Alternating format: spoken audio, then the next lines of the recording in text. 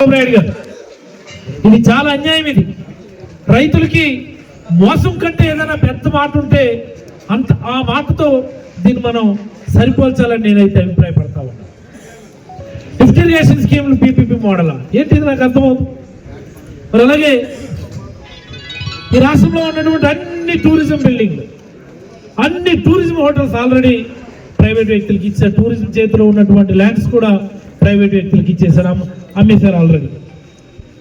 మరి ఇప్పుడు మెడికల్ కాలేజీలు, ఆరోగ్యశ్రీ, ఈ మెడికల్ కాలేజీలకు సంబంధించి ఓ రోజు హోంమంత్రి అనిత గారు ఒక పెద్ద పవర్ పాయింట్ ప్రజెంటేషన్ చేసింది. ఆవిడ చంద్రబాబు గారు చెప్తే ఏవి ఎక్కడున్నాయి, జగన్మోహన్ రెడ్డి గారు కట్టిన మెడికల్ కాలేజ్ చూపించండి, ఇదిగో పునాదుల రూపంలో ఉన్నాయి, రాజమండ్రిలో కూడా పునాదులే ఉన్నాయి, ఏలూరులో కూడా పునాదులు ఉన్నాయి, కాలేజీలు ఎక్కడున్నాయని చెప్పి ఆవిడ పెద్ద పెద్ద మాటలు మాట్లాడుకొని వచ్చింది.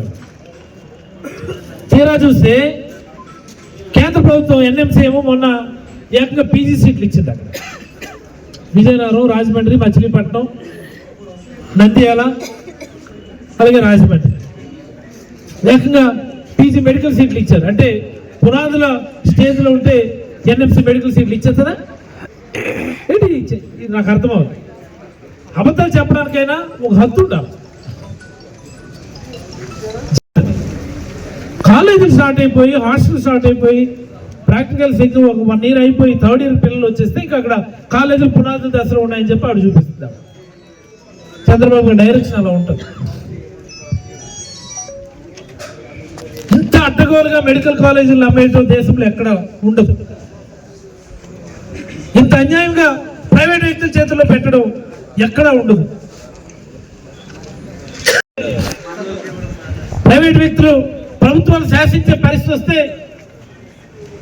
ఎలా ఉంటుందో మొన్ననే మనం చూసాం. ఈ ఇండిగో, ఈ విమానయాన రంగంలో మన ఎంపీనే మన మంత్రి ఎంత చక్కగా నిర్వాహకం వెలగబెట్టారో మన అందరం చూసాం. దేశ ప్రజలందరూ హర్షించాల్సినటువంటి ఒకే ఒక అంశం ఉంది ఇందులో, ఈ ఇండిగో ఫ్లైట్స్ కి సంబంధించి. ప్రజలందరూ కూడా హర్షించాల్సింది ఏంటంటే, మన ఎప్పుడో గుజరాత్ లో విమానం కూలిపోతే మన గౌరవ కేంద్ర మంత్రి గారు వెళ్ళి ఓ స్లో మోషన్ వీడియో, బ్యాక్గ్రౌండ్ చాలా ట్రాజడీ మ్యూజిక్ పెట్టి ఒక స్లో మోషన్ వీడియో రిలీజ్ చేశారు ఆయన. అలాంటి వీడియో ఈసారి పెట్టలేదు, అది మనం సంతోషించాలి. ఎయిర్పోర్ట్ లో జనాలు పాపం ఎన్ని ఇబ్బందులు, లగేజ్ ఎక్కడుందో తెలియదు, పిల్లలకు ఆరోగ్యం బాగాలేదని, ఒకరేమో ఇంకోటని, ఒకరేమో ట్రీట్మెంట్కి వెళ్ళాలని, ఒకరేమో ఉద్యోగంకి వెళ్ళాలని, ఎయిర్పోర్ట్లో హాహాకారం చేసి గందరగోళం అవుతూ ఉంటే మరి ఈయన పాపం ఏమనుకున్నారు ఏమిటో కానీ అక్కడికి వెళ్ళి ఏదో విచారం వ్యక్తం చేస్తున్నట్టు, లేకపోతే బాధపడుతున్నట్టు బిల్డప్ ఇవ్వడానికి వెళ్ళి ఓ స్లో మోషన్ వీడియో, దాంతో ఒక చిన్న బ్యాక్గ్రౌండ్ మ్యూజిక్ పెట్టి రిలీజ్ చేయనందుకు మన అందరూ కూడా సంతోషించాలని నేనైతే అభిప్రాయపడతాను. మీరు కేంద్ర మంత్రిగా ఉన్నారు, మీ ఆధ్వర్యంలోని డీజీసీఏ రన్ అవుతుంది. డీజీసీఏ వాళ్ళు ఎప్పుడో మీరు ఎఫ్డిటిఎల్కి సంబంధించినటువంటి గైడ్ లైన్స్ రిలీజ్ చేసామంటారు. మరి రిలీజ్ చేసి టైంకి వాటిని ఇంప్లిమెంటేషన్ ఏ స్టేజ్లో ఉందన్నటువంటిది కనీసం రివ్యూ చేసుకోవాల్సినటువంటి అవసరం డీజీసీఏ కానీ, ఆ కన్సర్న్డ్ మంత్రిత్వ శాఖ కానీ, కన్సర్న్ మంత్రి కానీ ఉందా లేదా నేను అడుగుతా ఉన్నాను. ఎవరు responsible? Who is responsible for this? Chandrababu గారు మొన్న మాట్లాడారు, ఇవన్నీ చాలా గమ్మత్తుగా అనిపిస్తాయి నాకు. మొన్న ఎప్పుడో నేపాల్లో ఒక చిన్న రాజకీయ సంక్షోభం వచ్చి ప్రజలందరూ రోడ్ల మీదకి వచ్చి హాహాకారం చేసినటువంటి పరిస్థితి ఒక 6 నెలల క్రితమో 8 నెలల క్రితమో నేపాల్లో రాజకీయ సంక్షోభం వచ్చింది. అప్పుడు కేంద్ర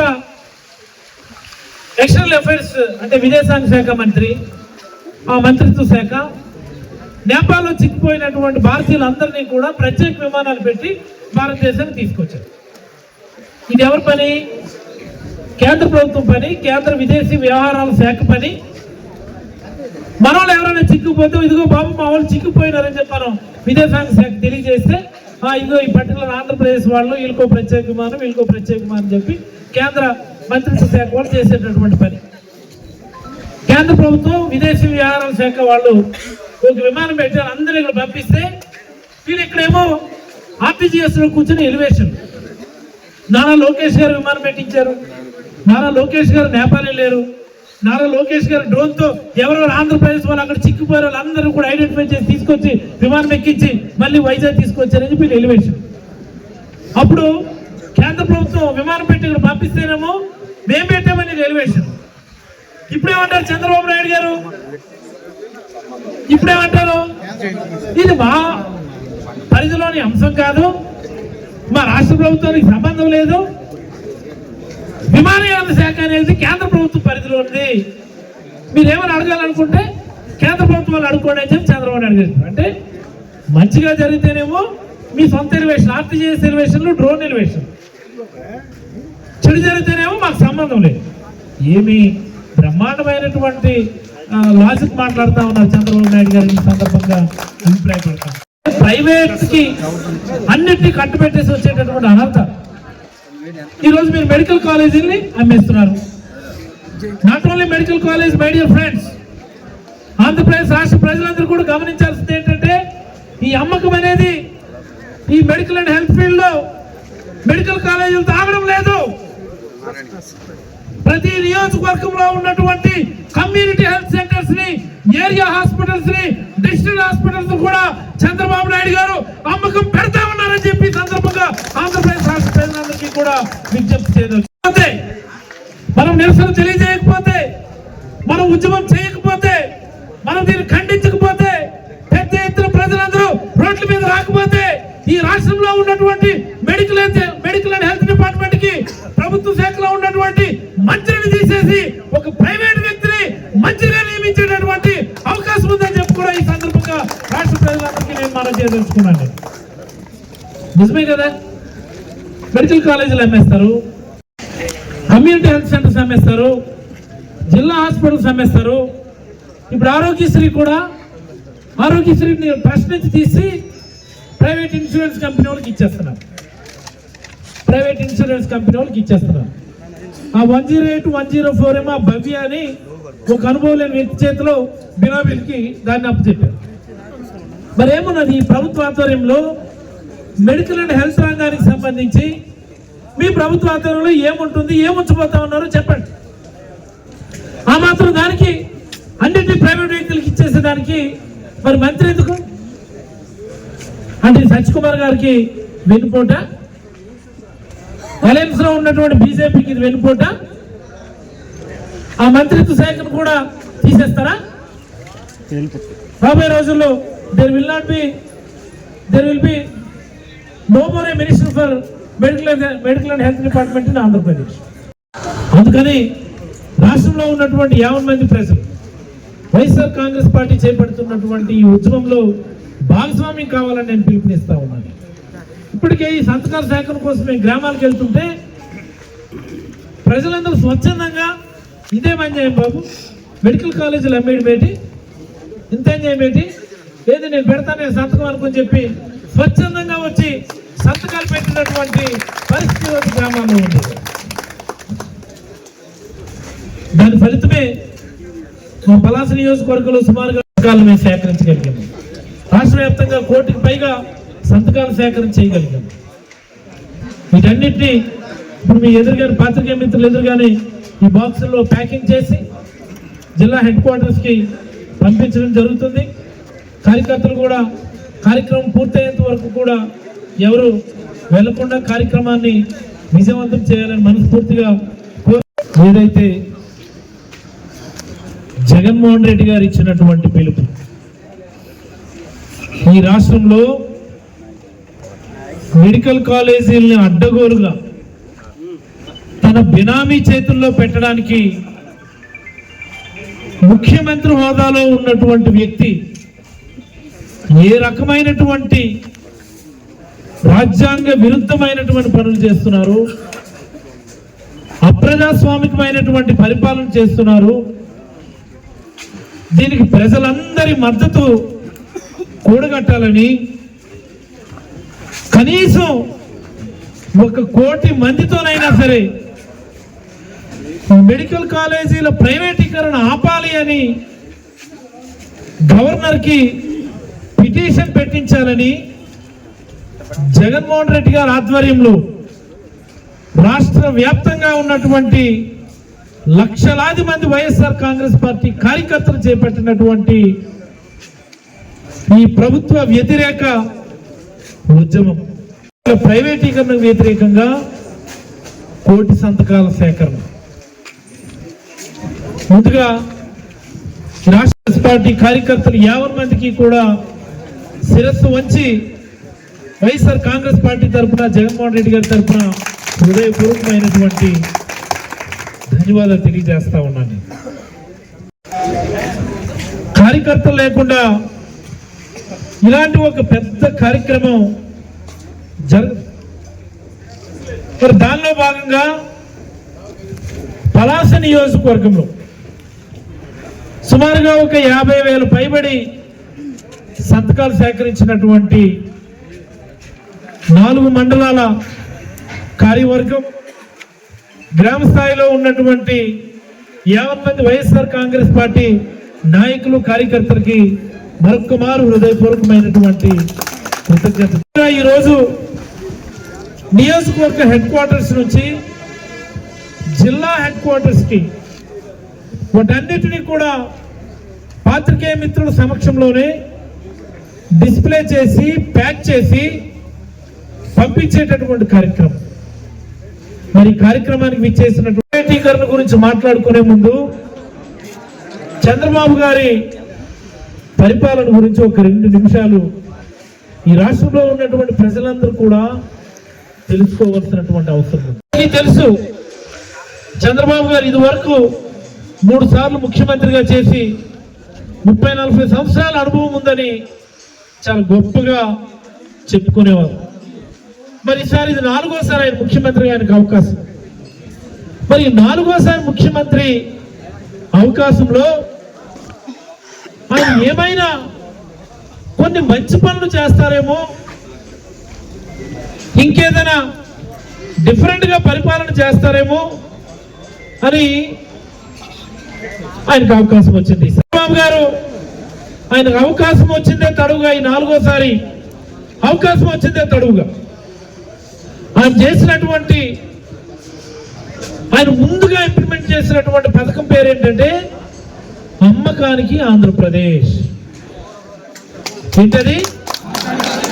అది మొట్టమొదటి పథకం. అది సూపర్ 6కి మించినటువంటి పథకం ఏదైనా ఉంది అంటే ఈ రాష్ట్రంలో అమ్మకానికి ఆంధ్రప్రదేశ్ లో భాగంగా ఆయన ముందు వచ్చి చేసినటువంటి పని ఏంటంటే రైతుల ఉచిత పంటల బీమాని లేపేసి ప్రైవేట్ ఇన్సూరెన్స్ కంపెనీలకి మీరు ఇన్సూరెన్స్ చేసుకోండి అని చెప్పాడు ఆయన.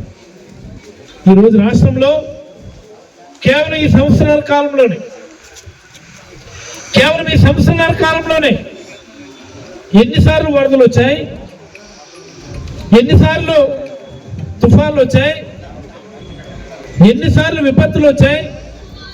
ఏ ఒక్కసారైనా సరే, ఏ ఒక్క రైతుకైనా సరే ఇన్సూరెన్స్ డబ్బులు కానీ, ఇన్పుట్ సబ్సిడీ డబ్బులు కానీ రావడం మనం చూసామా అని నేను అడుగుతా ఉన్నాను. రైతులు వాళ్ళ మటుకు వాళ్ళ ఇబ్బందులకి వాళ్ళు గాల్లో విడిచిపెట్టేశారు.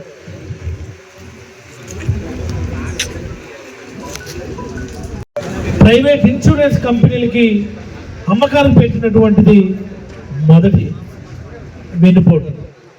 మరి ఆ తర్వాత చూసుకుంటే ఈ రాష్ట్రంలో ఉన్నటువంటి మండలం కనెక్టింగ్ రోడ్లు, మేజర్ మండల కనెక్టింగ్ రోడ్లు ఏమైనా ఉంటే వాటన్నిటినీ కూడా ప్రైవేట్ వ్యక్తులకి పీపీపీ మోడల్లో టోల్ గేట్లు పెట్టుకోండి అని చెప్పి మండల లెవెల్ రోడ్లు కూడా ప్రైవేట్ వ్యక్తుల చేతులు పెట్టినటువంటి ఘనత చంద్రబాబు నాయుడు గారిది. చంద్రబాబు గత చరిత్ర చూసుకుంటే ఈ 1000 కిలోమీటర్లు పైబడి ఉన్నటువంటి ఆంధ్రప్రదేశ్ తీర ప్రాంతానికి ఒక్కటంటే ఒక్క పోర్ట్ కానీ హార్బర్ కానీ గత మూడు సార్లు ముఖ్యమంత్రి సమయంలో ఆయన చేసుకోలేకపోయారు. ఒక పోర్ట్ కానీ ఒక హార్బర్ కానీ శంకుస్థాపన కానీ ప్రారంభం కానీ చేసుకోలేనటువంటి దౌర్భాగ్య చరిత్ర చంద్రబాబు గారు. అంటే తీర ప్రాంతాన్ని పూర్తిగా నెగ్లెక్ట్ చేశారు. మరి ఈరోజు జగన్మోహన్ రెడ్డి గారు వచ్చి 4 పోర్టులు ఇచ్చారు. Mulapeta port, Kakinada SEZ port, Machilipatnam port, Ramayapatnam port. దానికి అదనంగా 10 హార్బర్లు, 6 ఫిష్ ల్యాండింగ్ సెంటర్లు జగన్మోహన్ రెడ్డి గారు మంజూరు చేశారు. ఇప్పుడు వాటన్ని ఇప్పుడు హార్బర్లు FLCలు కూడా ప్రైవేట్ వ్యక్తులకి అమ్మకానికి పెట్టేటటువంటి పరిస్థితి. మరి ఆ మధ్యన మనం విన్నాం బనకచెర్ల పోలవరం ప్రాజెక్టు అని చెప్పి. ఇదేదో ఆయన గొప్ప మాస్టర్ మైండ్ అని, ఆయన యొక్క అనుభవానికి ఇది నిదర్శనమని ఎలివేషన్లు ఇచ్చారు. కేంద్ర ప్రభుత్వం ఒప్పుకోలే, పక్కనున్న మన పొరుగు రాష్ట్రం తెలుగు రాష్ట్రం వాళ్ళు కూడా యాక్సెప్ట్ చేయలేదు. దాని విషయం పక్కన పెడితే ఈ బనకచెర్ల ప్రాజెక్టుని చంద్రబాబు గారు PPP మోడల్లో టేకప్ చేద్దామని అనుకున్నారు. ఇరిగేషన్ ప్రాజెక్ట్ ఎక్కడైనా PPP మోడల్లో టేకప్ చేసే పరిస్థితి ఉందా? ఆయన చేస్తారు. ఆయన అనుభవాలని లిఫ్ట్ ఇరిగేషన్ ప్రాజెక్ట్ ఈ రాష్ట్ర వ్యాప్తంగా సుమారుగా ఒక 347, 350 లిఫ్ట్ ఇరిగేషన్ ప్రాజెక్టులు ఉన్నాయి. వాటన్నిటినీ కూడా ప్రైవేట్ వ్యక్తులకు అప్పచెప్తాడట. ఎంత అన్యాయం అండి ఇది, ఎంత అన్యాయం. లిఫ్ట్ ఇరిగేషన్ ప్రాజెక్టులు అనేవి దానికి అసోసియేటెడ్గా ఉన్నటువంటి మేజర్ ప్రాజెక్ట్ ఏదైనా ఉంటే, మైనర్ టు మేజర్ ప్రాజెక్ట్ ఏదైనా ఇరిగేషన్ ప్రాజెక్ట్ ఉంటే ఆ వాటర్ అవైలబిలిటీ, రైతుల అవసరాన్ని ప్రభుత్వ ఇరిగేషన్ ఇంజనీర్లు ప్రాపర్గా టైంకి అసెస్ చేసుకుంటూ రైతుల అవసరాన్ని ప్రభుత్వానికి తెలియజేసుకుంటూ ఒక కోఆర్డినేటెడ్ పద్ధతిలో ఈ లిఫ్ట్ ఇరిగేషన్ స్కీమ్స్ పనిచేస్తాయి. ఎక్కడైనా డిస్ట్రెస్ ఉందంటే, వాటర్ డిస్ట్రెస్ ఉందన్నప్పుడు అవసరం అనుకుంటే లిఫ్ట్ ఇరిగేషన్ స్కీమ్స్ ఆన్ చేసి ఆ పర్టికులర్ ఏరియా ఉన్నటువంటి డిస్ట్రెస్ క్లియర్ చేసే పరిస్థితి ఉంటుంది. ఒకవేళ ఈ లిఫ్ట్ ఇరిగేషన్ స్కీమ్లో కానీ ప్రైవేట్ వ్యక్తులకి ఇస్తే, PPP మోడల్కి ఇస్తే, అంటే రైతులు చివరికి సాగునీరు కావాలన్నా సరే ప్రైవేట్ వ్యక్తుల దగ్గర మోకరిల్లేటటువంటి పరిస్థితిని ఈ రాష్ట్రంలో ఉన్నటువంటి రైతులు తీసుకొచ్చేటటువంటి దౌర్భాగ్య పరిస్థితులకు మనం రాబోయే రోజుల్లో వెళ్ళిపోబోతా ఉన్నాం.